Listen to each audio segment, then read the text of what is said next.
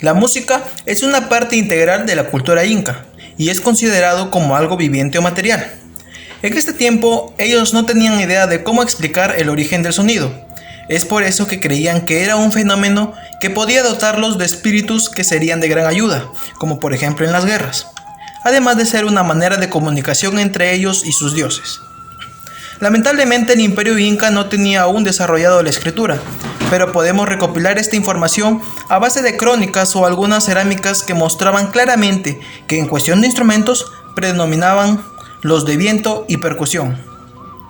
Algunos instrumentos que tienen lugar en esta etapa ya habían sido utilizados por civilizaciones o culturas anteriores, ya que al ser el Tahuantinsuyo un conjunto de conquistas, algunas pacíficas y otras tomadas en guerra, heredaron instrumentos que con el paso del tiempo se fueron perfeccionando e incluso fabricando en oro y plata para las ceremonias más importantes. Características y evolución de la música incaica. La música incaica era pentatónica: do, re, mi, sol, la. Los musicólogos Salas y Pauleto observaron que la mayoría de los aborígenes americanos parece emplear esta escala defectuosa, aunque algunos del Amazonas y sur de Chile escapen a esta influencia incaica.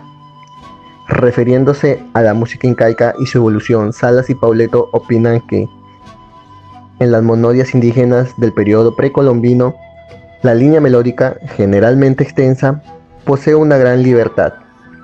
Los aires indios son efectuados al unísono, aun en los casos en que intervienen muchos instrumentos o individuos cantando. La música era de ritual y de múltiples expresiones, manifestándose especialmente en la danza. Se destacan en primer lugar las grandes fiestas periódicas que celebraba el pueblo de toda la nación, en presencia de los demás altos distinguidos imperiales. Este arte era sumamente sentimental, melancólico y monótono.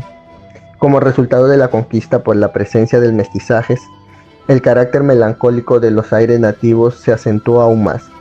La música, reflejo del alma, transparenta el dolor de una raza vencida. La conquista implica para el indio una situación de inferioridad con respecto al hombre blanco, que no puede dejar de experimentar, dada su característica de sensibilidad. Instrumentos musicales del Imperio Inca. Instrumentos aerófonos. Eran aquellos instrumentos que para poder ser ejecutados se utilizaba el aire por acción humana, dentro de los cuales encontramos flautas, las cuales fueron confeccionadas con material propia de la zona, de quienes lo ejecutaban, como cañas de carrizo, huesos y cerámica.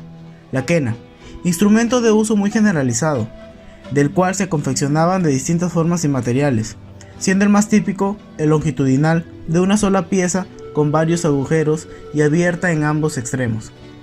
Pututo, instrumento musical confeccionado de un caracol marino, el cual estaba agujerado en la base por donde se soplaba. Emitía sonidos profundos, siendo un instrumento muy utilizado por los chasquis para enviar mensajes y como señal de guerra. Quepa, instrumento musical que estaba confeccionado con una calabaza agujerada en forma de mate. Manchaipuito, una especie de cántaro hecho de barro, el cual consistía de dos flautas fabricadas con fémures humanos, y con el cual se podía entonar una melodía triste. Instrumentos membranófonos. Dentro de esta clase de instrumentos tenemos a los tambores, los cuales estaban confeccionados con el cuero de los animales, y otros fabricados con la piel del vientre del enemigo vencido. Tenemos la tinja. Este tipo de tambor era pequeño, el cual era usado principalmente en las faenas del campo. Huáncar. Eran tambores más grandes que eran utilizados en las guerras o en los grandes bailes. Instrumentos idiófonos. Instrumentos que eran de suma importancia en las danzas, ya que eran utilizados para seguir el compás de estas danzas. Entre este tipo de instrumentos podemos distinguir sachas, que eran cascabeles de metal o de pepa.